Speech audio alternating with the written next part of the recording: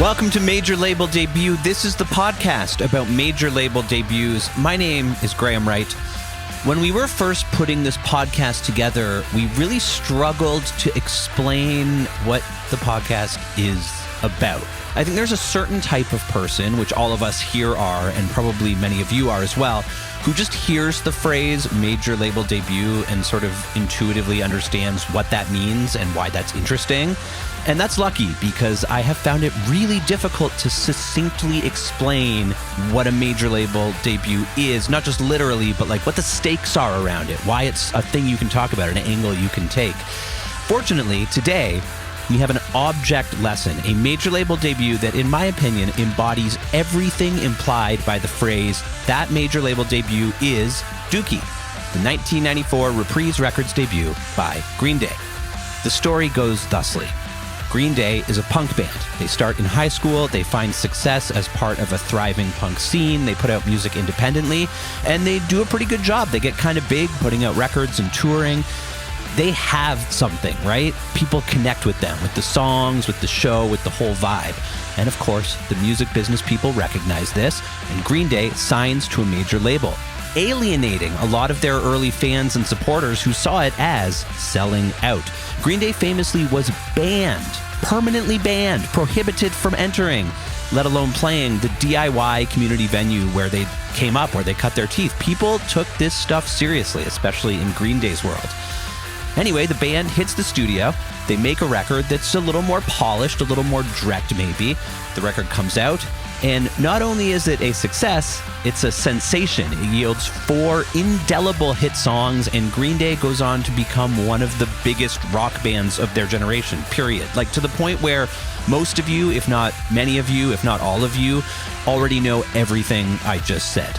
When people talk about making it as a band, I think that is pretty much exactly the narrative they're imagining.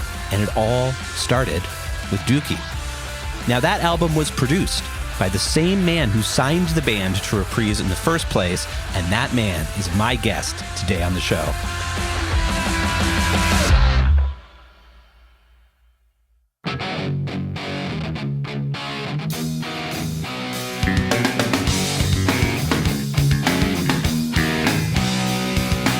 Rob Cavallo has a staggeringly impressive resume. He has produced records for Dave Matthews Band, My Chemical Romance, Paramore. This is just pulling names from the sub-list of records he produced that went platinum. He produced Dizzy Up the Girl, the Goo Goo Dolls record, with Iris and Slide and Black Balloon. Honestly, one of my all-time favorite records. And not only did he produce Dookie, it was only the second record he ever produced. Impressive. As far as I'm concerned, Dookie is the superlative major label debut. It's perfect. As an act of creative collaboration, it's nothing short of miraculous. It communicates everything you need to know so clearly, not just the songs, the music, which obviously is incredibly good, but also the attitude of the entire Green Day project, which maybe seems quaint now to think of Green Day as like brash outsiders with a scary tude, but that was a big part of their appeal when they were first coming out, and it's all baked into the recordings. It's a perfect marriage of form and function. It's also, like pretty much every record, the result of a group of young people going into a studio and trying to make some music that excited them, trying to capture what it was about the songs that made them feel great about the songs. And I was really excited to go back to that, to the moment of creation, like to try and get a sense of what it was like to make this record before it was Green Day's Dookie, when it was just Green Day's major label debut, which could suck and flop and leave them without old fans or new ones. So to say it was a thrill to talk to Rob about being there, about doing it, is a huge understatement. This is a man who knows just a limitless amount about music, about making records. And even after all these years, he's so happy to talk about the music and the making of the records and just share the stories and the truth of the thing. And it's just a great conversation. I had so much fun talking to Rob. So here it is, Green Day's Dookie with Rob Cavallo.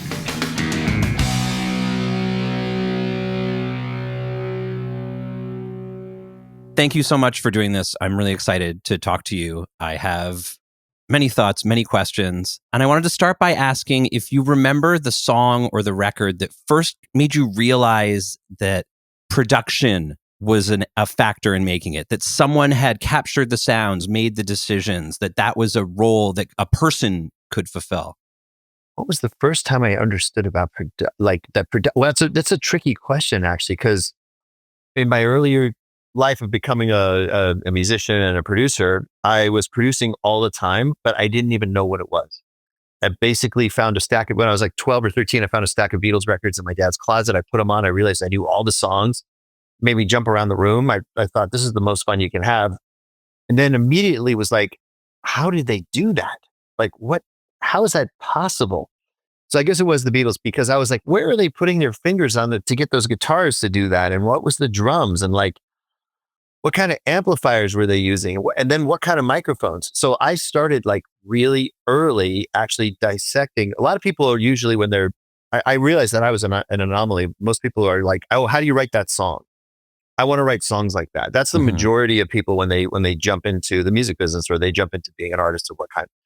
I strangely was like, how did they produce that? Although I didn't ask that question that way. I was just more like, wait a minute. If you're going to hear Day Tripper down, down, down, down, down, down, down, down, down, I would be like, that is the coolest guitar sound I ever heard. What the hell is that? And then wait a minute. The second time it plays it, the bass comes in and it makes it sound fuller and richer, but cooler in a different way. Like it's expanding. And that's where my mind was going. It was sort of like an investigative process.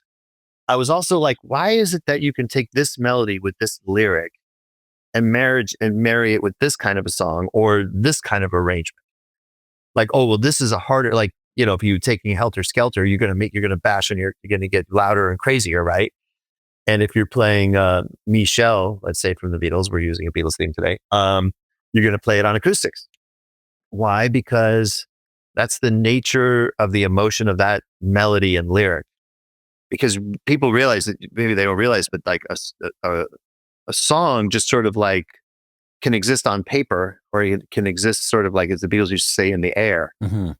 But a record has to be the embodiment of that song. And I was so into records first. I was like, why do you make the record of that song?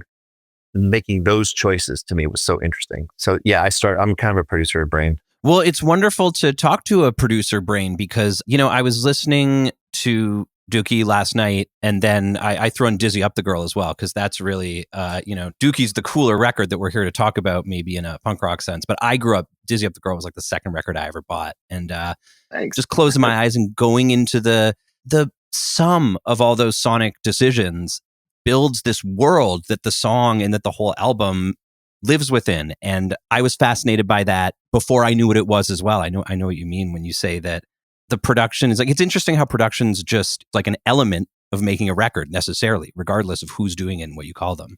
Oh, it's a huge factor. I mean, honestly, the wrong production can ruin a record. I mean, if you really think about it, I'm not going to say that these were wrong productions, but like, if you look at a lot of the songs, like, why did Peter Frampton not really break until Frampton Comes Alive? Those songs were released. Yeah. Or like, you could look at like Cheap Trick live at Budokan and you listen to Surrender, and it's a different version when it came out on record than when it came out on Live at Budokan. Live at Budokan, it sounded like a big rock thing, and then all of a sudden it was a ginormous hit, but it was not a ginormous hit before, right? So there are examples of when production actually, in my opinion, possibly held back a song, or wasn't necessarily the right production to make the song be a hit. Now, I will say this, the band has a lot to do with that, because the producer's job is actually to make the band really happy. Like, my thing is, I'm not done until the band loves the record. The band has to live with that record. It's like, records are kind of like, in a certain way, like they're forever, like, they're out there. Yeah. And, let's put it this way. Dookie came out in 1994, and that's now 30 years. And it's kind of amazing to hear. That's the second record I ever produced. And I was just, the idea that it's still around and it's gone double diamond in North America, which is like 20 million. And the idea that, you can put on, in LA, you can put on KLOS the rock radio station and you can hear a Green Day song and then you can hear a Led Zeppelin song and then a song by the Eagles or somebody. And like, I'm going like, I can't believe, or AC/DC, I'm like, I can't believe, it's amazing I'm pinching myself still to this day that like, I can't believe I have records that are played next to these amazing artists and productions. Kind of blows my freaking mind, honestly. But I also realized that like, in terms of like the theme of this is like, we're talking about, can production help? Yeah, it definitely, like, I think it's okay for me to say that the production was correct. That's all I could say. The one of 13 double diamonds were okay. Yeah, every possible metric of success, it has achieved success. I think at this point we can safely say the production is good. How did you first encounter Green Day? Was it a gig? Was it on tape? Well, it was on tape, and it's kind of a funny story. I was, we had this band that me and my partner Dave Katz Nelson had signed called the Muffs, who were a pop punk band from Orange County.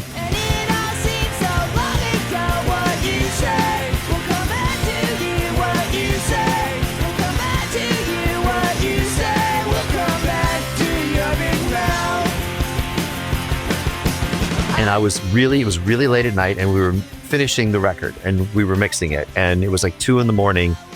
and the attorney/manager guy says, "Hey, Rob, I don't want to bug you. I know you're tired. My eyeballs are falling in my head." He goes, "But here's this tape of this new band that we just were able to sign for management, out of the East Bay. They're called Green Day and they think they want to be on a major. Just take a listen to it when you can." And I remember looking at the tape going like, I was so tired. I was like, "You're giving me A&R job right now while I'm trying to I was so dead. My instinct was actually to take the tape and throw it in the trash can. I was like, I was just up to here, And then this little voice in my head said, don't do that. Don't be a wimp. Like, don't be tired. He's offering you something to listen to. It could be great. You never know." So I mixed for another half an hour and I'll never forget. I got on the Ventura Freeway heading home to Woodland Hills and I popped the tape in and then all of a sudden it was like, she screams in silence. She screams in silence. A sullen riot penetrating through her mind. Waiting for a sign to smash the silence with a brick of self-control. And I was like, oh my God, what the hell's this? And I think Basket Case was on there and Longview was on there. And all of a sudden I wasn't tired anymore. I was like, oh my God, this band is it. This is it. I love these guys. Because it did sound like the Beatles and the Buzzcocks and the Ramones. And, Billy's voice was like so musical and like powerful, but beautiful sounding. And the way each guy attacked their instruments, I was like, this is too magical. So the next day I called Jeff and I was like, oh my God, I love this. And then the signing wars ensued. And luckily I won. Actually, part of the reason why I won is because the Muffs album that I was making, that was, making my eyeballs fall out of my head, turned out to be one of the big reasons why the band chose me, Green Day, not only to sign with, but also to produce them, because they were kind of like, so you signed the Muffs and you put it on a major label and you produced it. They were like, we're looking to be understood. So if you like we could sign with the guy that did Nirvana or whoever, right? But that's grunge and that's this and that. They were like, oh, and you can play all those Beatles songs on the guitar. And they were like, we should sign with you because we think you know who we are better. Because basically you were the only guy at that point that had signed a pop punk band to a major. And that's how smart they were. They were looking for that. I'm so struck by the way you said they wanted to be understood. And I have a lot of curiosity and questions about, how you worked both in an A&R capacity and a producing capacity and how those things informed each other. And it seems maybe the common denominator essentially is just like, do you understand the band? And then can you communicate the essential thing of the band to a wide audience? And then that's everything about the making of the record and the selling of the record. Yeah. I mean, what it was really is a lot, I'll be honest, a lot of it was just luck. I was maybe the right guy at the right time, right?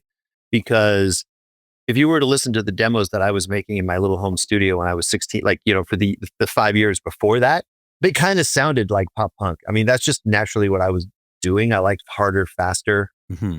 tempos and stuff.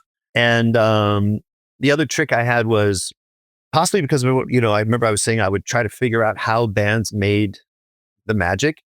I became a guy that was sort of obsessed with learning like all the guitar parts of just about every band on every instrument. So like I basically learned how to play every Beatles song, all the guitar parts, all the bass parts, all the drum parts. And then I did it to Led Zeppelin as much as I could do, because some of that shit's above me, especially on the drums. And then I did it to the Stones on the Who, and then, then did it to as much as I could Stevie Wonder or Earth, Wind and Fire, or you name it. I mean, Prince, you name it. I was like kind of a walking encyclopedia of arrangements and songs. So what I could do then, because I had practiced in doing all that, when I would sit in front of a band and I really liked their demos, I would learn how to play their demos, their songs, and I would play their songs back to them when it felt natural and right. And I'd say, when you go to that B minor on the in the bridge, that's really awesome. I love the way that sounds. And they would be like, their eyeballs would be like, really? Yeah. And so that's kind of one of the things, is actually starting with just relating to the band. Then in terms of relating to the larger audience, for me, what I do is I try to make the production be, first of all, you start with picking a good band. That's really the trick. Yeah. No producer's the artist, especially if you're going to sign a rock band. You got to, there were 20 other pop punk bands out there that I was looking at. It was, to me, it was Green Day was the one to fight for. So then once you think that that's the one because they're writing the best songs and the combination of elements and the scene that they're in, all that kind of stuff. Then what you do is you set about making a record that's going to service their music the best, right? So when I was thinking about how to use the studio to make it so that they would sound correct, I thought, well, on Dookie, which was the second record I ever produced, but I did think you got to be able to hear Mike and Trey. You got to be able to hear them clearly, because Billy's doing up and down with the right hand like fast, right? Yeah. And all the counter melodies were coming from the bass and the drums. And also there was a thing in punk rock music, I thought, anyways, the way I interpret it, which was that even though it's meant to be aggressive and loud and noisy, it's also kind of, I don't want to say just necessarily clear, but I do think it's like you can hear everything. You can hear the individual performances of each guy, because punk rock is almost like the drummer's going, listen to me, and the bass player's going, listen to me, no, listen to me, and everyone's out there in front. Yeah. I thought, well, this music is going to be served by that, not just historically, but also because of the way the band functions. So when I went into the studio, I had that idea. And I went back and I was like, what are bands that had this historic, like sort of out front thing where you could hear everything? And then I had worked with a little bit with Black Sabbath as an A&R guy. And I was like, Black Sabbath is an amazing band where you can literally hear everything, and the bass is loud. Yeah. And so I was kind of like, let's put a Black Sabbath / punk rock spin. That's more of a way of thinking of it. Technically, I know it doesn't necessarily sound that way, and it's not supposed to sound like Black Sabbath. It's more of a producer speak for how and why and where you place microphones, what mic pre's you use. Again, this goes back to my whole producer thingy, where it was like, you have to make these decisions. So it's like, why am I putting a mic here? Why am I doing it there? How am I recording? And I have a lot of tricks for that. And then that's how you serve it up to the larger audience, is because you're doing what's right for the actual music itself, for how the band functions. I don't want the band to sound like me at all. I want the band to sound like them. So therefore, I change how I produce every record I ever do. Green Day does not sound like Shinedown, and Shinedown does not sound like Dave Matthews Band. Yeah. And Dave Matthews Band does not sound like Kid Rock or the Goo Goo Dolls or whoever, or Fleetwood Mac or somebody that I've done, What was the band looking for? You said they wanted to sign to a major label. They were looking for one. What do you think they were after? Oh, the Green Day guys are so like brilliant, really. They would just tell you. It wasn't even a secret. And I'll never forget what they said to me. They go, we're on an indie. We've sold like 10,000 records out of the back of a truck or the back of a Cadillac, on Lookout Records, which had 2 employees. But we think our music can actually reach a wider audience. And I'll never forget how they said it. They go, we know that we're going to achieve this. We're just wondering what you think you can do to help us do it. That's how they said it. It's fucking brilliant. I was like immediate, like, oh my God, I want to sign these guys, because that is such a healthy attitude. And it's amazing to me that Dookie came out when I was 7, 8 years old, and I didn't really know the predecessors. I didn't know the lineage they were in. I just knew this was like music that older kids at school were into, and I had the impression of it as slacker music and as sort of as fuck you music, as I don't care music. But it's pretty clear from listening to the record and pretty clear from even just that story that these guys they knew what they were talking about, and they were serious about their craft and their career. Very serious. I mean, they really, all three of them, very, very much respect where their musical lineages are, the people that came before them, and just the craft of music in general. They know it's a powerful art form, and, they've devoted their lives to it. So, yeah, when we're in the studio, which we now have been now for, for most of the part of 30 years, yeah, we have a good time. It's a blast. It's fun. But we don't fuck around. Right. We're grinding. Like we're making decisions and we're getting performances. You're there to work. Yeah. I think, I was such a fan of music. And then the first time I got to the studio, I had to adjust my mindset that, this isn't like a visit for me to experience studio. I didn't win a contest. I'm here to make a record, and I have to stop being dazzled and start working.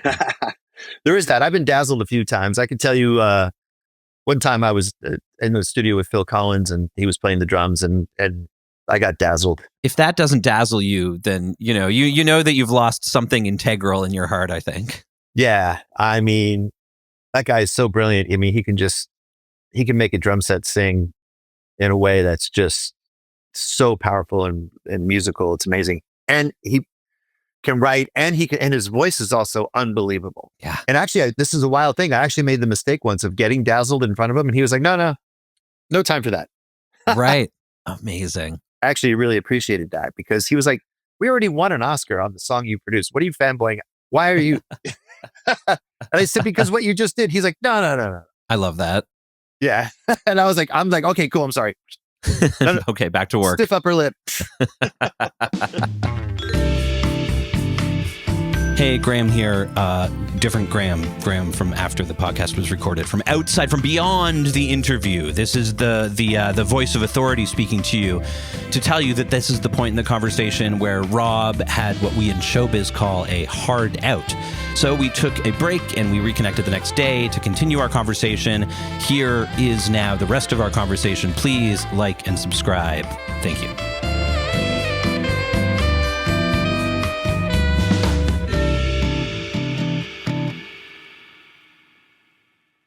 I wanted to start off today. I was just talking to another musician friend of mine, and we were both comparing notes on our expectations versus the reality of literally getting signed. Like, we sort of both envisioned in our starstruck youth that you'd get a contract. It would be in an envelope, or you'd be at a nice table, maybe in the back of a limousine, and with a very nice pen, you would sign it, and it would be this big moment, this clear, narrative beat that now you have a deal, you have made it, so to speak.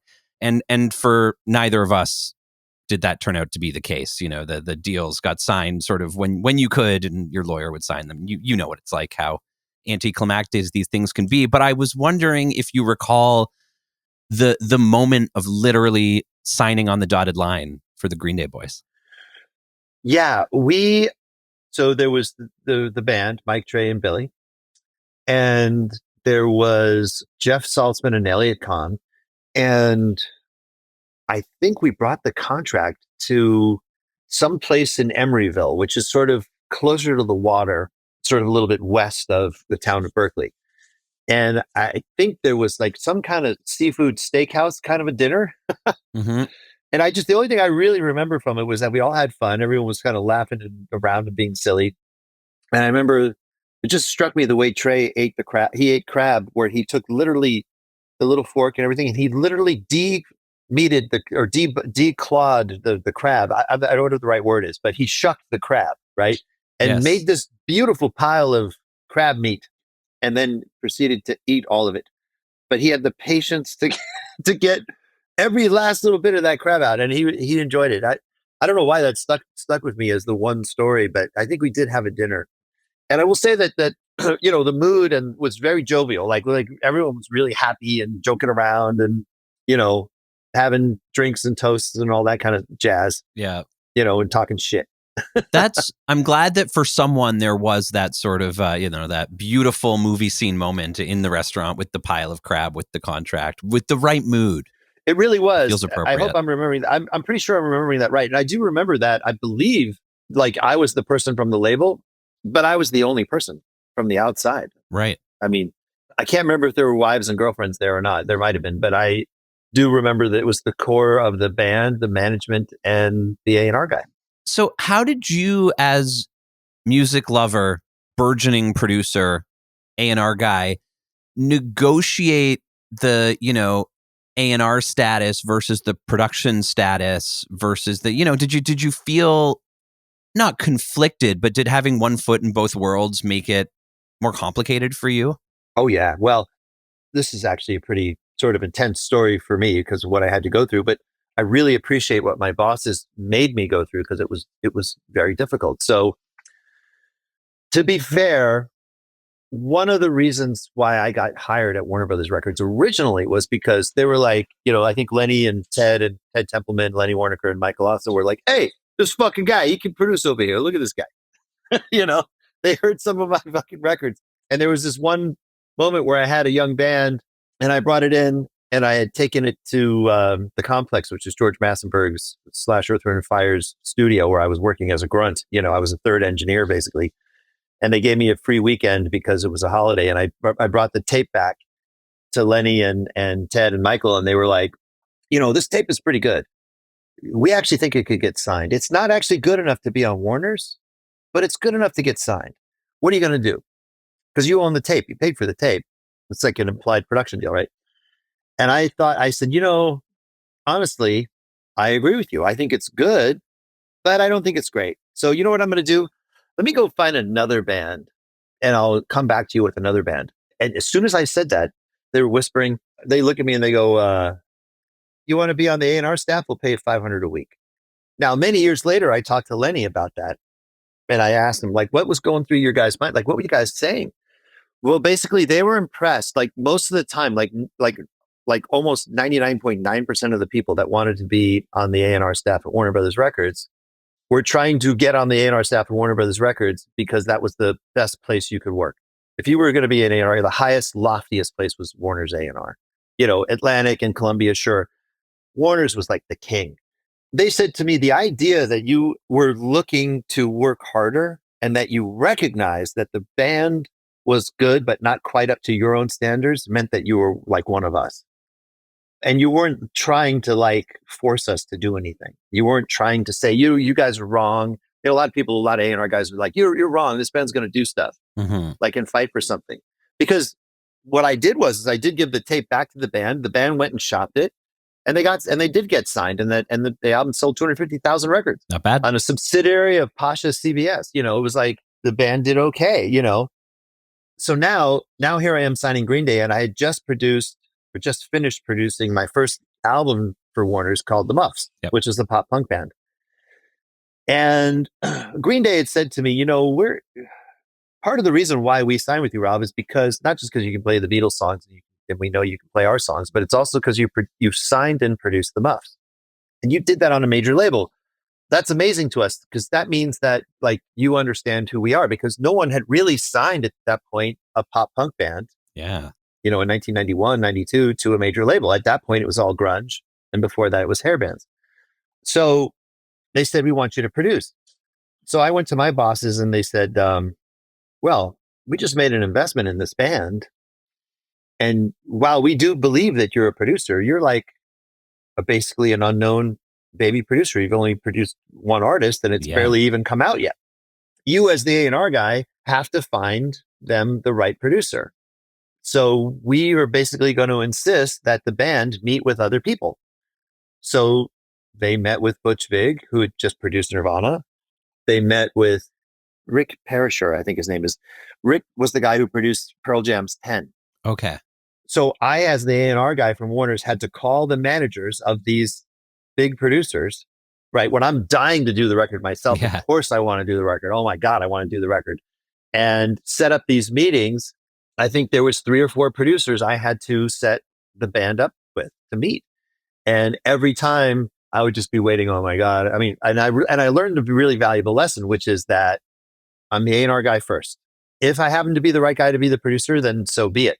But I have to be true to the label and the band and the money and everything else, which is that I'm their A&R guy and I have to facilitate that. Right. So after they came out of these meetings, I would get the call and I'd be like, oh my God, so what'd you guys think? Are you guys going to, are you going to work with Butch Vig? Are you going to work with the guy who produced Pearl Jam or whatever? The first 2 times they were super nice. They were like, no, we didn't get the right vibe from that guy. You don't got to worry. You don't got to worry. And then on the 3rd or 4th time when they met, they were like, oh my God, that meeting went so great. Oh my God. Wasn't that great, Mike? Oh yeah, that guy is amazing. He sounded like, we're just fucking with you. And then I believe that there was probably a meeting that was done without me where my bosses probably talked to the managers. And it was probably one of these kind of calls. Well, Lenny and Michael and Ted, the band really wants to go with Cavallo. And then Lenny, Mike, and Ted would go, really? Are you sure? No, I'm making that shit up. I don't know what the fuck they said, but there was probably that conversation like, should we let this fucking kid produce this album? Yeah. And is it real? Is it really real that the band wants to use them? And then, of course, the answer was, yeah, it's real. We want them. They feel understood by him. So the next thing you know, I got a call to go down to my boss's office at one point, and he was like, we're going to let you produce the record. Don't fuck it up. I was like, yes, sir. Were you scared that you were going to fuck it up? It's your second record. It's pretty high stakes. It's Green Day's first major label record. You obviously love the band. They obviously like you. Were you losing sleep thinking like, oh God, what if I whiff this? I know this is going to sound crazy, but no, I more felt excitement. It's like, oh man, they're putting me in the game. Yeah. I was so ready for my chance at bat at that point. I felt like I had earned it to a certain degree because I had done a lot of hardcore A&R and a lot of grunt work for many, many years. Mm-hmm. And I also had watched a lot of other producers do stuff and I learned everything and watched things that go on. And I thought to myself, it's okay for you to feel good about having this shot. And I also was a person that only thought about really like, how am I going to interpret? I think I spoke about it earlier. Like, how am I going to interpret this? Like, how am I going to use the studio? Like, I had answers to the pertinent questions of what I thought was the right things to do with the band as in the producer role. That's what kept me up at night. Not, oh my God, what am I doing? What am I going to do? I'm freaking out. No, it wasn't that at all. It was more, I'm excited to try these things and I think they're going to work. So I didn't have that, but I tell you what did happen. So that when I did get scared at one point, which was, so we're all new in the studio and we didn't have like super expensive equipment always available to us and all kinds of things. And I had also never really, I'd produced some punk rock in my life, but I'd never seen people hit their instruments so freaking hard. So we got the drums and the drums sounded great. And that I was very confident in. And then it came time to record the bass and we recorded the bass and that sounded great to me. Then we went to go and start recording guitars. I tune up the guitar with Billy. He starts playing guitar and he tries playing the guitar to the bass and drums. And it sounded horrendous. It sounded awful. And we couldn't figure out why. And it just sounded out of tune. Really quickly, I realized, wait a minute. Mike hits the bass so hard, it's ridiculous. He also liked having the strings high off he liked, the action be kind of high. So when you hit the bass super hard and the action is high, what happens is everything gets pulled sharp. And I couldn't tell how sharp it was getting pulled. And for 2 or 3 days, I needed to get a strobe tuner, which in the Bay Area at that time, I could not for the life of me find one. I think I finally rented one or someone loaned me one. And quickly discovered that the bass was anywhere between 15 to 20 cents sharp. It depends on the song and depends on where in the song that it was happening. Yeah. So then I literally was tuning guitars. Billy, remember, my fingers were fucking bleeding because I was the guitar tech. There was no other people, helping. It was just us. Also, Billy played super hard. So I also had to compensate for that with the tuning. So if Mike was, let's say, 18 cents sharp, I would usually probably tune Billy because the strings are smaller. They don't go quite as sharp, somewhere between 12 and 14 cents. And that was the sweet spot. But it took 3 days to get, well, it took me 4 hours to figure it out once I got the stroke tuner, but it took me 3 or 4 days. And that's when I was freaking out because I was like, we couldn't do it by ear. It wasn't working. And that's a tough beat to have to call the label if it's your second record and you're in day 3 and you're like, hey, we can't get the guitars in tune. That's not going to come across as a professional situation. Oh man, I would be so fired. It would have been terrible. But fortunately, I knew a lot about this stuff just because I went to school at this great school called Dick Grove School of Music, and I learned about the physics of strings, believe it or not. And I knew all kinds of esoteric things like so. For example, when you do let's say you're going to tune the E string and the A string on a guitar together, right? Mm-hmm. A lot of people will hit the harmonic on the 5th fret and then on the E, and then the harmonic on the 7th fret on the A. If the E is at 0 cents, sharp or flat, and then you tune the A to that E, when it sounds right to your ear and there's no more pulsing, that A string will be 3 cents sharp. If you now do the A to the D, your D string is now 6 cents sharp off of a tempered scale, sharper than it should be. Right. You're creating an exponential curve of dissonance. Right. And then what happens is, and that's why on a guitar, for other reasons too, which is we won't get into here, it gets really esoteric, but that's why all of a sudden, why does your G and your B string sound sharp a lot of times? And you're like, damn it. When I then you go and you hit a D chord on the 5th fret, like the D power chord on the 5th and 7th frets, that looks like the shape of an open A chord. You're like, well, that fucking F sharp on the B string is sharp. Well, of course it's sharp. Yep. I then graduated to tuning a guitar actually once I get a few strings in correctly, and I use a stroke tuner all the time. I'll tune the guitar the way the orchestra tunes themselves. Really? Yeah. That is actually a better way of doing it. It's better to do it with the open strings and then hitting octaves. So octaves and 5ths and 4ths. And then you balance the guitar out that way. And then you're basically compensating for any stuff that's going on if the intonation isn't right or there might be imbalances in the guitar itself. And then you can get a more tempered feel that actually works across most of the keys. Do the listeners care about that? I don't know. I care about it. And I think, this is because this stuff is like increasingly esoteric knowledge because now you can just dump the bass in Melodyne and fix all of it. And you don't have to worry about how the guitar is tuned to match it, or the computer will fix it, or the tuning pedal will prevent it from happening in the first place. And if you're 20 now, you probably don't have to learn all that shit. It's true that Melodyne does a good job actually with the bass, but I would still argue that once you've Melodyned the bass, there's no way in chance that it's as punchy and as sort of juicy sounding as the original signal. But you're right. It'll be in tune. There's no doubt about it. It'll be in tune. If nothing else, it will be in tune. It might not sound as good. It might not feel as good. You might have lost some important thing, but that's it. And that's what's all those things are in the record. You lose some nuance for sure. Yeah. And I think the computer can make everything perfect. And then, it's not a novel observation to say that if everything's perfect, then there's barely any music there. It's just this mathematically accurate construction. So back to Green Day. Can you situate me basically in the studio in terms of which studio it was, what the room setup was like, and where the gear was, where you guys were hanging out? Just you walk in the morning and what do you see? We walked into the morning and it was Fantasy Records, which is basically sort of a corporate office building from the outside. It looks like the same kind of building that would house your dentist. Okay. But there's a nice parking lot and a nice little area around there, walking on the ground floor.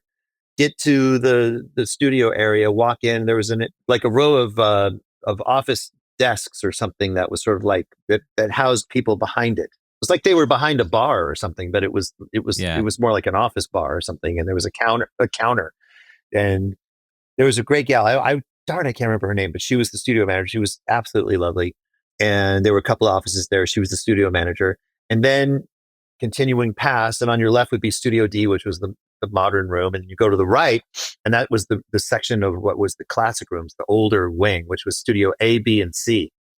And we went into the big room, which was Studio A, which was kind of I think one of the great rooms of all time. It was built, I think, in the 60s or 70s. I'm not sure, but I think they did some Creedence Clearwater Revival there, and they did a lot of jazz records because Fantasy was a jazz label, and they had a little Neve in there and some good mics. But what was really great about it is the room was just maybe about a third of a basketball court Okay.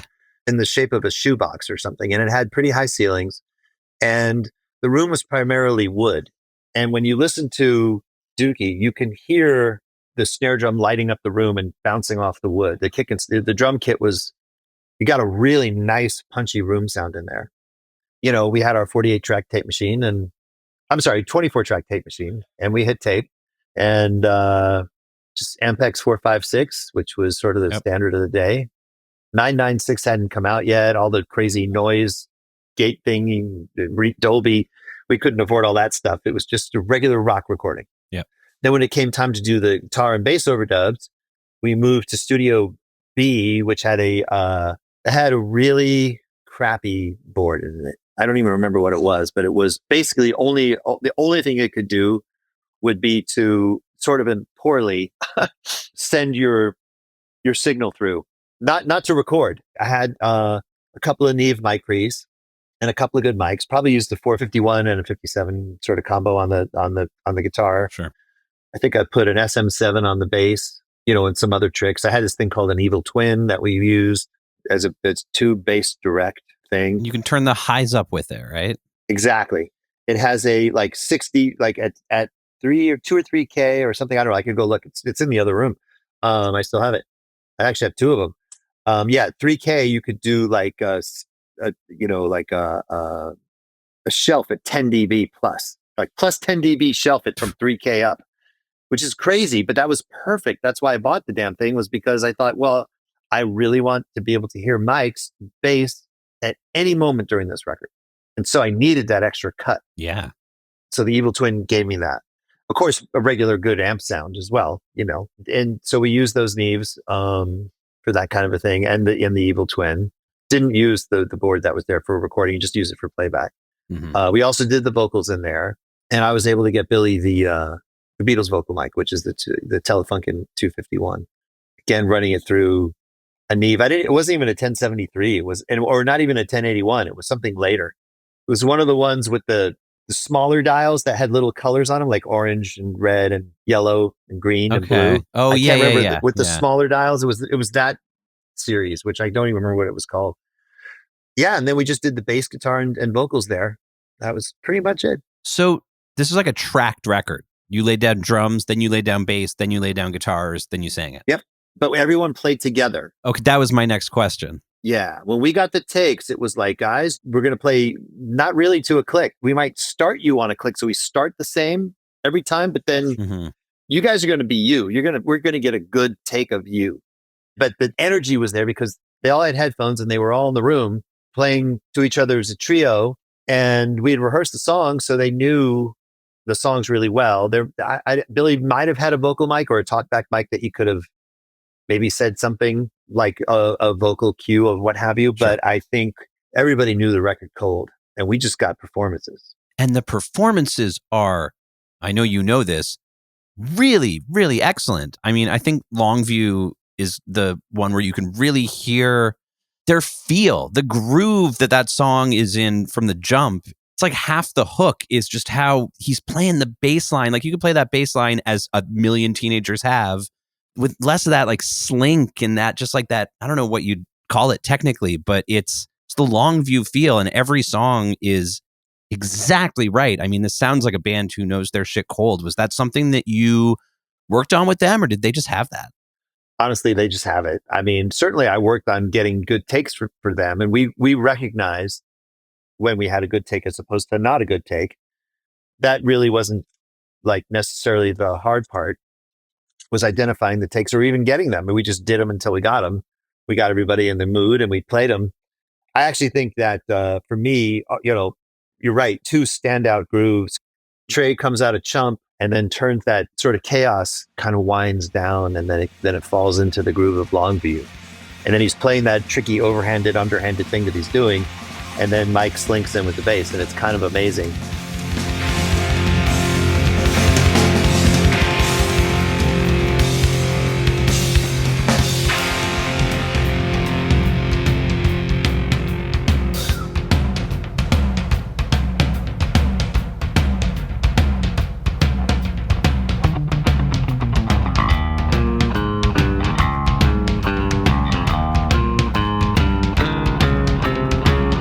So that transition is, they did that. You didn't put that together afterwards with tape. That's performed. Oh yeah, that's performed. That's awesome, man. It sounds so good. That's on my list of questions to get to if I have time. So Oh, yeah. I'm glad that we got to it. No, that's them playing. Hell yeah.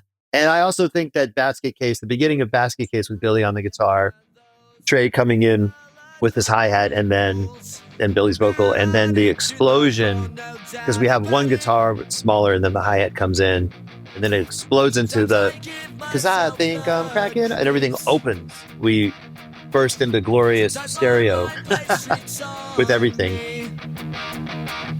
It all keeps adding up. I think I'm cracking up. Am I just paranoid? Am I just up?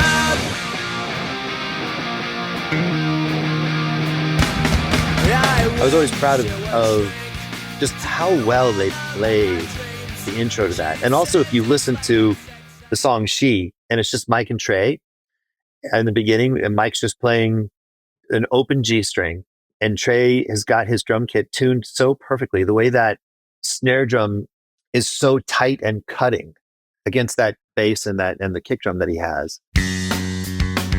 And then Billy comes in and sings in perfect tension and harmony with them. She screams in silence, a sullen riot penetrating through her mind. And then again, there's a build, and then bam, into glorious stereo guitar rooms, everything else, you know.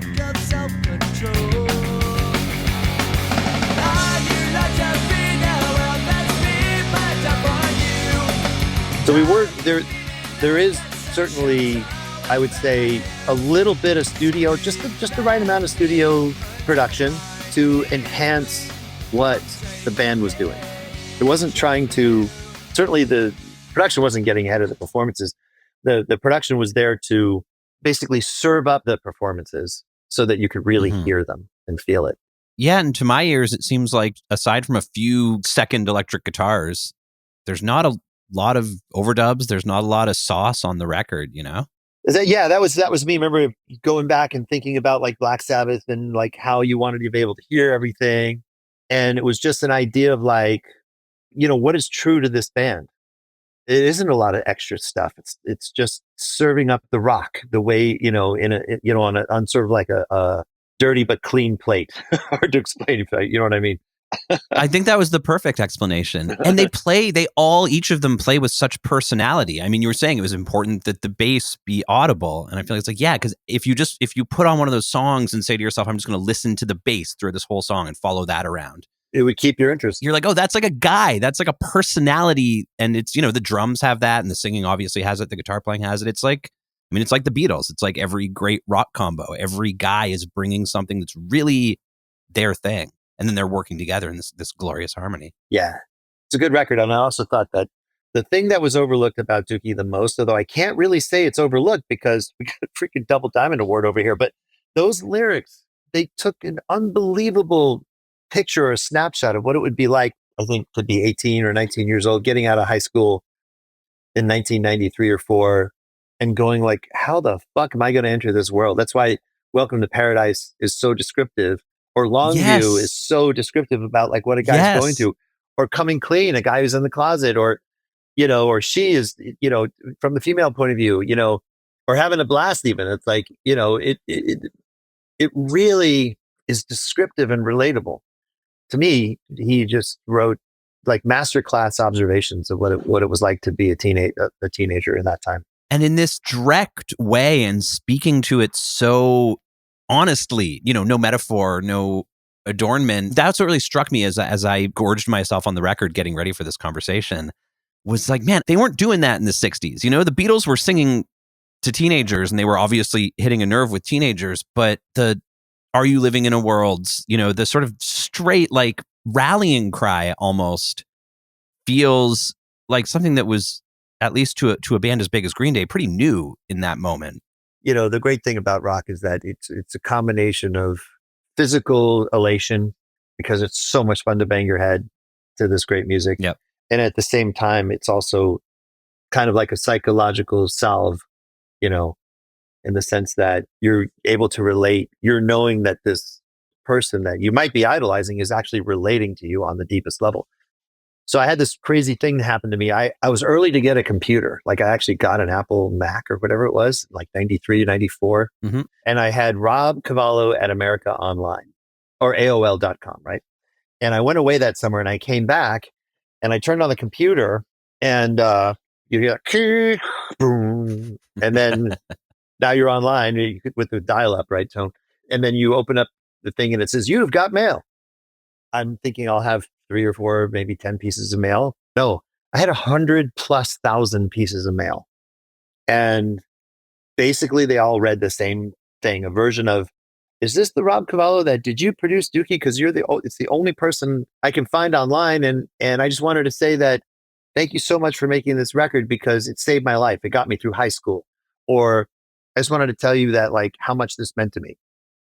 And I was just like reading these things and I was just like, and I know it's like fan mail, you know, and of course the band got actual mail, of course, and et cetera, et cetera. But yeah, I was fucking blown away.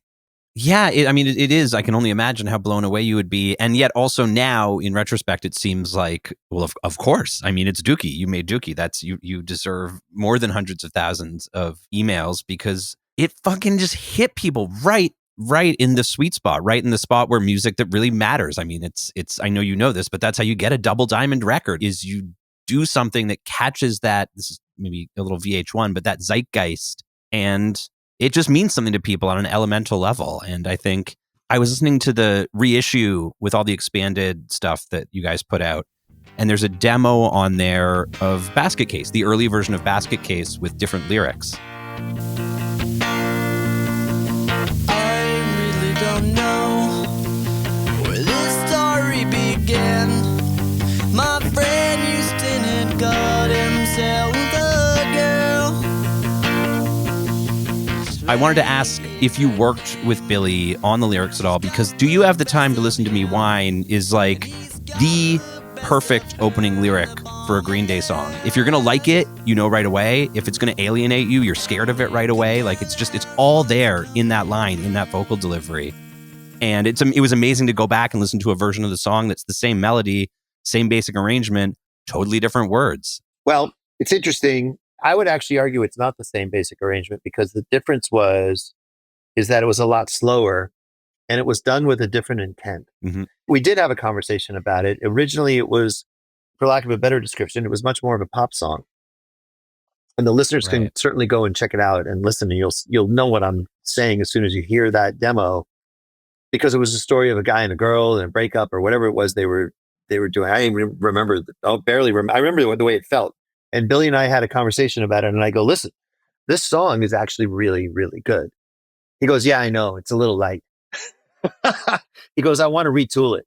And I went, "Okay, great. Go for it." That's how quick the conversation was. Wow. We both knew that it wasn't the ultimate version of this thing. I merely brought it up to him. He was already fucking light years ahead of me. Like I'm rewriting it. I have a better idea for this thing. And then he brought it in and we were like, "Oh my God, this is fucking great." And then we did change the tempo. You know, it became a different song, obviously. Well, that's such a good point, though. The intent is different. And from that intent, the entire thing just manifests itself differently. Absolutely. One thing that's missing on that demo and then the later demo that's more similar to the way the song would come out is the at the beginning, that bass lick that happens, which to my ears is the song starts and you're like, "Oh shit." And then when that happens, you're like, "Oh shit." Do you remember the moment when he dropped that in there for the first time? Did everyone go, "Oh shit"? I might not even have been there when he first started doing it, but I do remember hearing it in the rehearsal. Right. One thing that's very interesting is that Green Day's rehearsal space and where they practice is that apartment that you see in Longview, that video. Oh. That is the underground apartment that had a few bedrooms and what have you, and a little sitting room and whatever, and a kitchen. That is where Billy lived. And I think maybe Trey lived, or I can't remember who lived there, but one or two of the guys lived there. And that one of those bedrooms was set up for their rehearsal room. And the only difference, when I first saw them and when we rehearsed, I believe, we were in the room that they're playing in. One wall's red, one wall's blue. And the only difference between what you're seeing as a listener or watcher of the Longview video is exactly what I saw when we were because I sat and there was no other place to sit. Yeah. I mean, I think that room was 8 feet by 8 feet. It was, it was so tiny. And that's where I first saw them. And I remember there was not even a chair. I sat on a bucket that was turned upside down, watching them from the exact same angle. And I actually really appreciate, for me, being able to look at the Longview video. I go right back to 1993, signing them and rehearsing. Standing on the precipice of history, as it were. Yeah. And that kitchen, and by the way, that crazy, when Billy's on the couch and he's losing his mind and there's a coffee table in front of him that's covered in all kinds of paraphernalia and what have you. Yep. That's the truth. That's where they lived. And the guy who's swirling the butter in the pan on that old school stove, it's 100% real. Everything about that video is 100% the origins. And that's kind of, I was getting at this a bit earlier, or trying to, the way that the whole package was so perfect. And I guess the fact that it was real is why it was so natural, why it feels like, that lyric is the perfect opening lyric for a band that has this image, which is the perfect image for a band that has this sound, which is the right sound for a band that has these music videos, which so on and so forth. Like, if you were to manufacture it, you couldn't make it that good. I mean, the music business every day since before that and to now is still trying to figure out how to get it right. I mean, if it was easy to get it right, everyone would have a hit record every time. And the real truth is that I have no idea how all those elements came together for us to get it right, other than that it was a group of people that were trying their hardest. The band was trying their hardest. I was trying my hardest. The engineer was trying their hardest. The video director was trying their hardest. The label was trying their hardest. Everyone was trying to do the right shit. How often do we get it right? Not that often. It's a lot of elements. Whew, yeah. Speaking of trying, what was the hardest song on the record to get right? Well, I would say Chump Longview, because the real truth is that the version that you hear on the record was not cut at Fantasy. Uh-huh. He'd just written the song and we're about to go in the studio. Two things happened. One was actually my fault. Well, it can be all my fault. It's fine. But remember I said I didn't have Dolby and fancy stuff, and I wanted to make the record sound a little thicker if I could. So you can record, the tape machines can be at 33 inches per second, or it can be at like 16 or whatever, 16 and a half inches per second. Yeah. And I thought, well, I might get more low end if I use the slower speed. But when you have a slower speed, you have more noise. So when we came out of Chump into Longview and it was just the drums, the band hadn't played it very much. And so what happened was the band hadn't played it live. So one thing was the band was like, God, is this the right tempo? And then the other thing that happened is that there was too much noise on the track. And I couldn't you'd hear it. And there was so much noise. I was like, damn it, I should have turned the tape up to 33 to get rid of the noise, or rented Dolby or something. Well, they went on tour and they came back and they were like, we've been playing this song live and we now know that we want to play it faster. We play it differently and better now. So, okay, let's go book 2 days in the studio in LA. Went to Music Grinder, put the tape machine to 33, recut Chump Longview, and then took that to mixing. And that was, I would say, no song was necessarily hard to do. It's just that one was the one where we didn't get it right the first time. So Chump and Longview were composed as one song, like Billy brought those in, or the band brought those in as... I actually don't know if he wrote them both together or not. I know it was, to us, they were like conjoined songs. They were conjoined. But it just felt right. Oh, well, here's something that'll really blow your mind. So we actually had the original concept was that, and we actually did this. We called a professor of psychology because we were by the Berkeley School, right? So we said, during this transition out of the chaos of Chump and into his being impotent, right? His feeling, I've got no motivation. I don't know. I'm smoking my inspiration. I just, there's nothing to do. This place that he ends up in, right? If you really think about it, he starts out as a chump and he loses the girl, whatever the story is. I can't remember. And then he turns into the character that is Longview.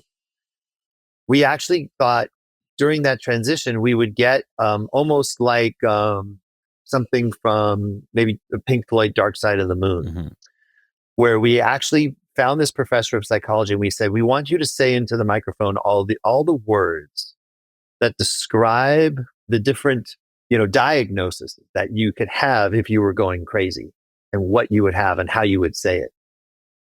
So he's going like neurosis, psychosis, schizophrenia, paranoid delusional, disassociation, breakdown, all this stuff, right? He was saying all these words and we took them and we just sort of took those words and sort of threw them up into a tape salad and had them sort of randomly being said over the drum break. If you can believe that. How far did that make it into the mixing process? Didn't. We abandoned it because we were like, does this work? Is this working? Why do we have this old guy in the song? It just didn't sound right, because the transition from Jump into Longview, it's really about the drums morphing out of the chaos and into this sort of groovy swing beat that's sort of like a heartbeat, Yeah, and it's so cool musically and rhythmically that you don't really need a tape salad on top of it. We didn't need the old guy saying the words, but it was an interesting concept that just didn't make it.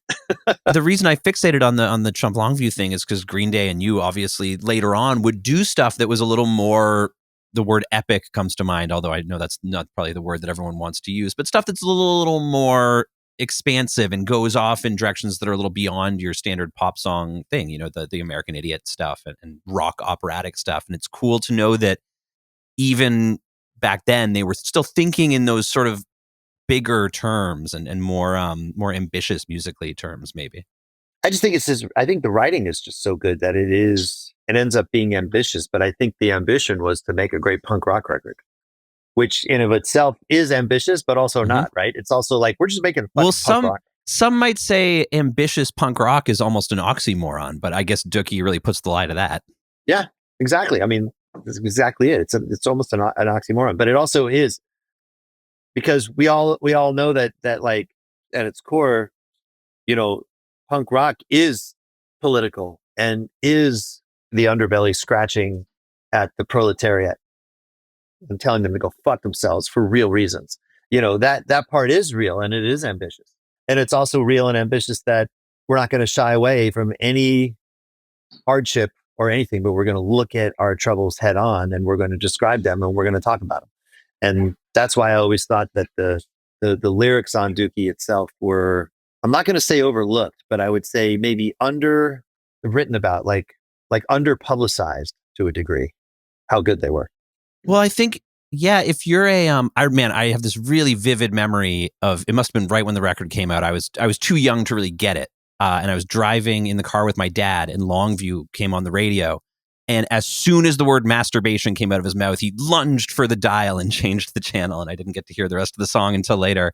Obviously, it made me much more interested in it. But I think that if you were, a square at that point, or just, if you had different criteria for like what counted as good lyrics in that moment, it would be easy to write off some of those lyrics as being immature or unserious in some way. And I think one of the amazing side effects of the record doing so well is that it forces everyone to consider it seriously. You have to look at those lyrics as real rock lyrics, not bullshit, not a joke, not some kids fucking around, deliberate choices made by artists. And they really, they stand up to that kind of analysis. And I'm glad that people have learned to reconsider. You mixed the record twice. Am I right about that? Yeah. It was just, this story might have been publicized or not, but the idea is we went from Studio A at Fantasy to Studio B and maybe a little bit of Studio C at one point. And then we took it to Studio D. And Studio D was not a room that was made in the 60s. It was, or 70, early 70s. It was a room that was built in the 80s. And there was this thing at that point, there was a concept for a control room that was called a bass compression ceiling. And that was very foreign to us based on the rooms that we had been working on before. And we were using the house engineer, Neil King, who's fantastic. He worked at Fantasy and he was like the house engineer. So we used him because I thought he was great. So let's go in and mix the record. And a weird thing happened. So a bass compression ceiling, it's kind of maybe difficult to describe, but basically the ceiling over your head while you're sitting at the desk has like a drop down angle so that the lowest point is directly over your head. And then it's almost like it veers up higher, both behind you and forward. Right. So the idea is the energy that's coming out of the speakers is going to build up and then be shot down towards your ears. So any little move you make with an EQ or a reverb or anything you're adding sounds like oh my God, you did so much. Because it's like putting a microscope. So then we were doing things to the record and then we would make mixes, take it to the car and go, what the hell? That's not what it sounds like. That doesn't sound like what we want our record to sound like. And we finished the mixes and we were like, maybe we're just, I don't know. We couldn't figure it out. So a week or two later, I was like, oh my God, these mixes aren't happening. They're not good. I know the record's good. The mixes aren't happening. And I went to Warner's and I went to Ben and I said, we got to mix it. And they were like, where should we mix it? And I said, well, I know you guys like the mixes of the Muffs, which was, I think it was called Studio 4, a little tiny room with a little neat desk in it at Devonshire Studios in North Hollywood. That room rang true to me. And I also said, why don't we get this guy, Jerry Finn, to be our second engineer? Because I thought he was really cool. And I was able to get Jerry. He was making like, $3 an hour and he was getting coffee and stuff. Mm-hmm. I just thought he was a cool dude. And he was learning there because, see, Devonshire Studios, even though we were in the worst room in Devonshire, we were in like basically the equivalent of a closet with a little Neve in there. Next door to us was Mick Gazowski on a big SSL. Okay. Some other, Mick Gazowski, a guy who's mixed, one of the great mixers of all time, mixed Earth, Wind and Fire and Whitney Houston and, fucking Bruce Springsteen. I don't know, all kinds of stuff. Brilliant mixer. And Jerry had been picking up tricks from Mick and all these other guys. And I was picking up tricks from Mick too. But I would say, Jerry, what do you think of this kick drum sound? He goes, why don't you strap this across it? A little API with the sliders, which is notoriously very hard to use. He goes, let me try. And I go, go ahead, do it. And then I'm like, oh, Jesus Christ. I say to him, this guy's a fucking better mixer than us. This guy's fucking great. I was like, Jerry, why don't we just mix this thing together? We'll hire you. So at the end, we gave him the credit. It says mixed by Jerry Finn, Rob Cavallo, and Green Day, because we all had our hands on it. We were all doing it. But he obviously, his history has proven he turned out to be a genius mixer, producer guy. He ended up producing Blink-182 and some 41 or whatever it was that some other things that he's done. He stayed mixing for me for the next like 3 or 4 years.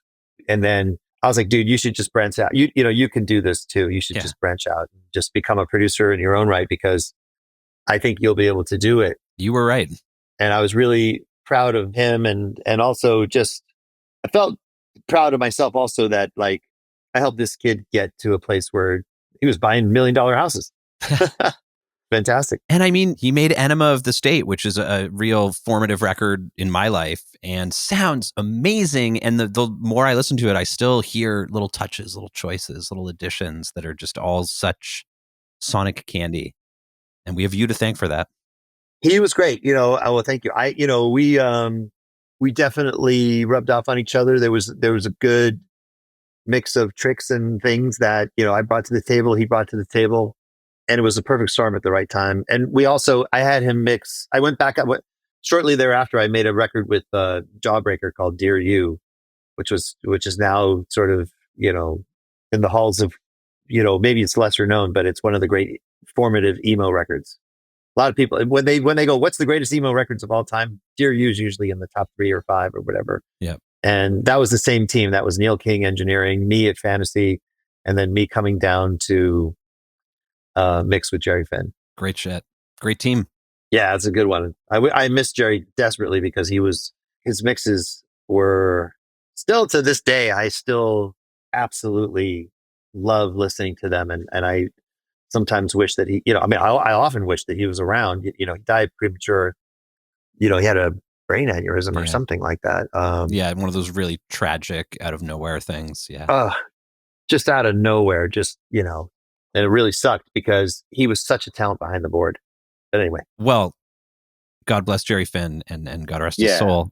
At least we have the records, and at least we have, that we do, and document of his brilliance, and they wouldn't have happened like that without him. Yeah, for sure. He made his mark. We were struggling without him for sure. And but we recognized his talent really quick. on Dookie. Soon thereafter, so did the world. How quickly from the inside did it feel like when you had the finished record in hand and you walked into the Warners to show everyone that you had signed this band, you'd produced this record? I mean, you might not have known it was going double diamond, but did you know it was a real hell of a thing?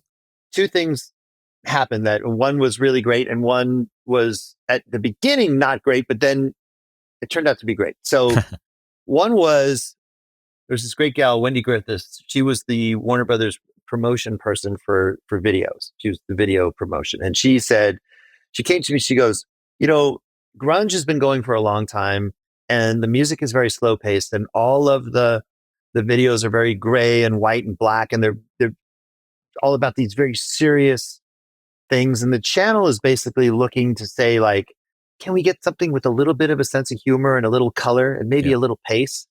And I was like, oh my God, I think I have that right here. Yeah. That's exactly what Green Day is. Faster pace, a little more color, a sense of humor. It doesn't take itself so seriously, even though it is serious. The second thing was I delivered the record to because back then the only way people really found out about records for real was on radio. Mm-hmm. Radio was the only place you could find it, unless you went to a record store and you were just, looking in the bins and someone would, it was basically word of mouth or you could see a show, but to really get the masses, you had to have radio. So I play the record for the radio department and the guy says to me, it sounds so small. It sounds like you mixed it on a Fisher Price board. I was like, okay, a Fisher Price board. Oh my God. And I said, no, it's mixed. He goes, is it mixed? And I said, no, it's mixed. And I said, but listen, there's a precedent for this kind of music. It's new. It's actually, the precedent comes from punk rock and the beats per minute are much faster. So there's no way it's going to sound as thick and heavy as the slower grooves of grunge.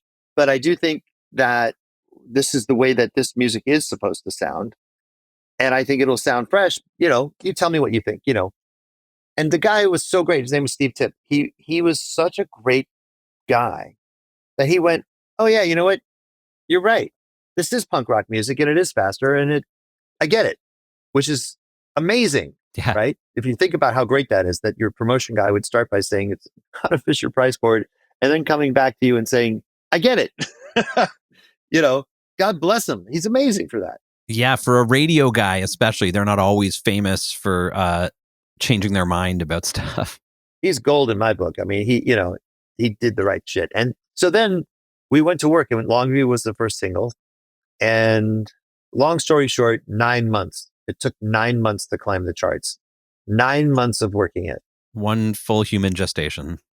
Yeah. And it came on the 9th month, it was at number one. And then you're off. But there were many times it was touch and go, because you had to maybe in Cincinnati or something. Oh, people like it in Cincinnati. The phone, we got 7 calls overnight. Play that Green Day song. Sometimes I would call K-Rock myself and disguise my voice. And I'd call from different numbers. Hey, can you play that Green Day song? I was listening to that. You got a song called Longview. That's pretty cool. I was in K-Rock once and they had up on the wall, they had do not take calls from the following people, because people call in and say any old thing or get, do pervy shit or whatever. And maybe you were on that wall is do not accept calls from men with this voice. Yeah, I definitely was not on that call because on the list because they never found out it was me. And I didn't call that much. And the only thing I ever did, and I even felt guilty about doing it, was maybe 10 or 12 times I called and requested, can I hear Longview? Well, who doesn't want to hear Longview? Yeah, exactly. And so what if I disguise my voice a little? It's all rock and roll. Listen. Yeah. And that was the only thing I could do to chip in to do promotion. What else? I can't do anything. Well, you did a lot as far as making the record what the record became. So I think that you can rest easy that you put in your share. Well, listen, Rob, you have been more than generous with your time, over 2 days to boot. So I will not take too much more of it. We always wrap up our episodes of Major Label Debut by asking what we consider to be sort of the most vital question when it comes to understanding a piece of music or really any art, which is, of course, in the studio while you were recording Dookie, what were you eating? Oh my God. That's a funny question because we were talking about this just the other day. So you got to remember that we were all broke. We I made $500 a week. I didn't have anything. No one had anything. They might have given us a little bit of an allowance, like $20 a day or something, maybe 15, I don't know. But I had the same thing pretty much every day until every once in a while, it was okay for me to use the Warner's credit card and I would take people out to dinner. I was allowed every once in a while to T&E, Yep. Use the old expense account. But I got in my car, or I would walk to what at the time was a brand new place called Noah's Bagels. There was only a few of them in the world at this time. And I could get a bagel, cream cheese with tomato and cucumber on it, or whatever the hell it was. They were big, and a Snapple. And that was breakfast and lunch. Oh, yeah. That's it. Then right around, we would probably get to the studio at 11 or 12 and probably go till about 8 or 9, right? Doing a 10, 11-hour day. And then where I remember going to the most was this place called it's still there. It was called Gordo's Taqueria, which is right close to like College in Ashby or something. It's like right there. I would get the burrito supreme. I would get the carnitas burrito, which was like almost as big as like half a football. And I remember just getting to that place and being so freaking hungry because we hadn't eaten in 9-10 hours. Yeah. So we were pretty happy. The other interesting thing that we that I never, at that point, I was not a coffee drinker. I didn't even know that, sort of like designer coffees or whatever. Because you got to remember, this is like 93. So also on that same corner of Ashby and College or wherever it was, there was the very first, I think maybe one of the original Pete's coffees, which was like having a Starbucks, right?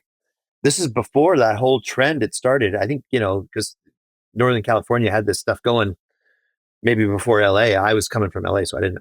So anyways, I went into Pete's with the guys, let's go get coffee. And we would get, a large whatever. And the caffeine for a person that was not caffeine tolerant at all. As a matter of fact, that caffeine was like a foreign substance to me. I would have one coffee and I thought my freaking head was going to explode.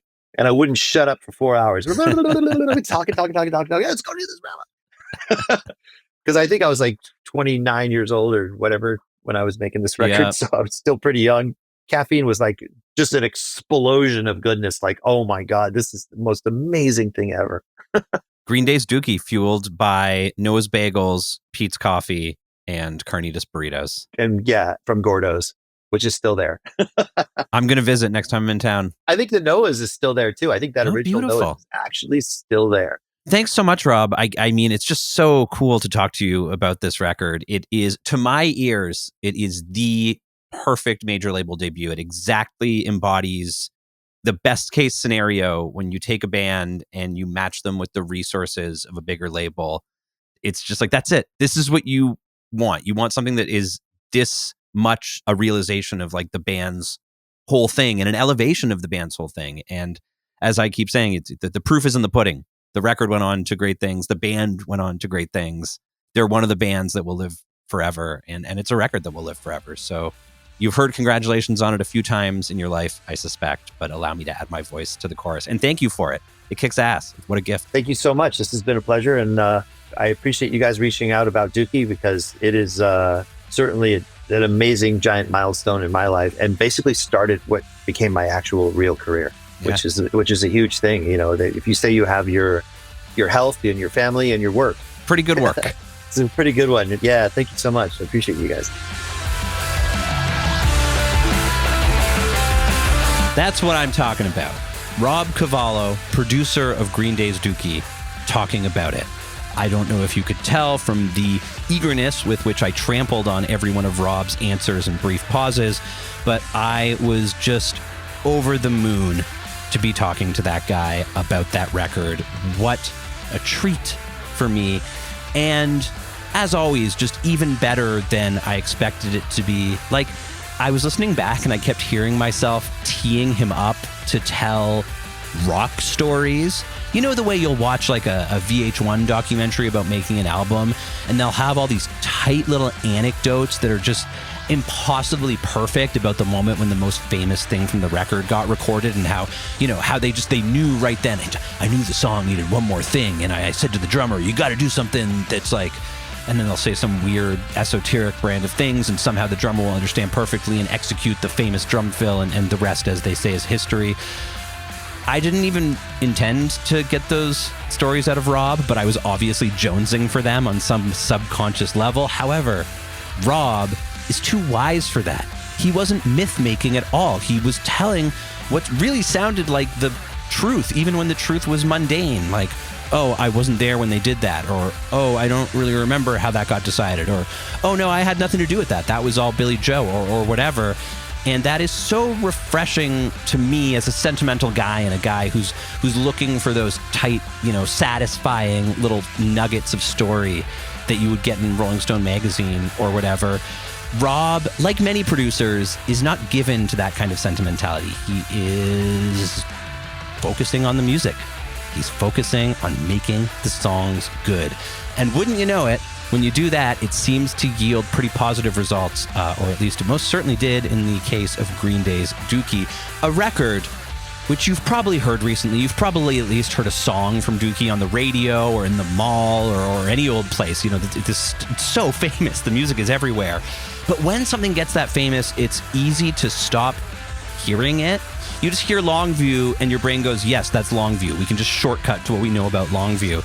And so if this conversation with Rob got your interest up in the record, let me just really encourage you to sit down with headphones or good loudspeakers, or even in your car with no distractions, where you can really focus in on the music and dial in on the individual instruments and the choices that are made.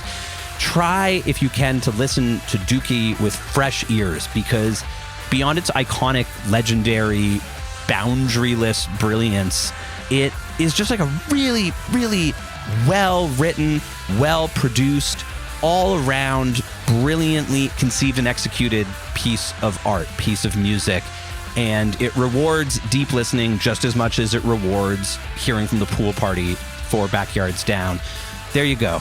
I loved talking to Rob Cavallo about making that record. I loved getting to listen to that record a bunch and really, listen hard to that record a bunch. It's one of the great things about doing this podcast is it forces me to do some real deep listening, and deep listening turns out to be one of my favorite things, and that's why I'm always trying to push it on you as well.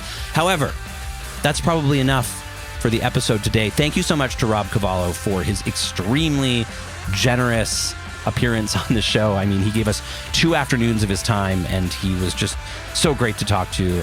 Just a truly wonderful guy and a straight up genius of record production as well. So truly an honor and an experience I will never forget to get to talk to him. Thanks to Alan Siegel as well. Alan linked us up with Rob and so facilitated all of the stuff that I am gushing about. Alan also recently published a book called Stupid TV, Be More Funny, a book all about The Simpsons. And I'm going to try and get Alan on the show. I'll find a music hook so that we can talk about The Simpsons, because honestly, that's all I really want to talk about. This record stuff's pretty cool and all, but let's talk about America's favorite family. So keep your eye out for that one. In the meantime, Major Label Debut is produced by John Paul Bullock and Josh Hook. Guys, thank you so much for your wonderful work and your beautiful friendship, which I value so much. Our theme music is by Greg Alsop. Greg, we salute you. We celebrate you today and every day. We salute and celebrate all of you who are listening, and all of you who have yet to discover the podcast. If you are listening, please, share it around. Someone's got to be interested in this. Everybody loves Green Day, and we need listeners. I would like to do the podcast for a long time, and I would like to get cooler and cooler and cooler guests like Rob Cavallo, and I feel like they pick up the phone more readily if your podcast is big and successful. So please help us make the podcast big and successful. It's not for my ego. It's not because now I'm not in a band anymore and I'm desperate to replace the adulation and validation that I got from that with a new source of those things as quickly as possible, like a starving, drowning man, a man dying of thirst in the desert, so that I'm doing still bits like this at the end of the podcast, even as I stop making any sense. But for now, that's the end of the episode of the podcast. Major Label Debut will be back with more tales from the intersection of art and commerce. Stay tuned.